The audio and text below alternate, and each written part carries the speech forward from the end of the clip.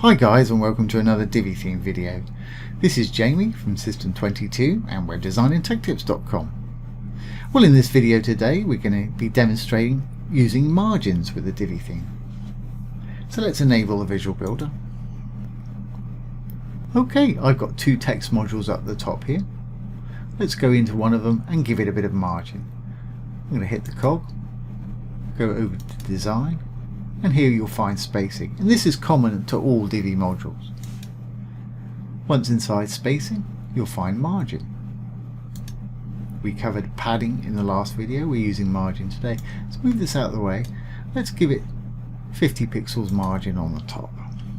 Just put in the 50, it'll put in the pixels for you, and that's pushed it down by 50 pixels. Now, unlike padding, if I put a background on this, you'll see the difference. I'm going to go to content, I'm going to give it a background color. There we go. Now if I go back to our spacing into margin, if I change that to 150, you'll see it's pushing the whole thing, the whole of that module down.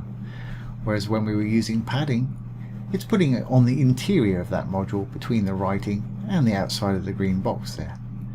Now the great thing about margins as opposed to padding is you can use negative versions to move things. So we could have these two over the top of each other if we wanted to. For instance, if I took that away and I gave it negative 100 on the left, it will pull it over on top of this one.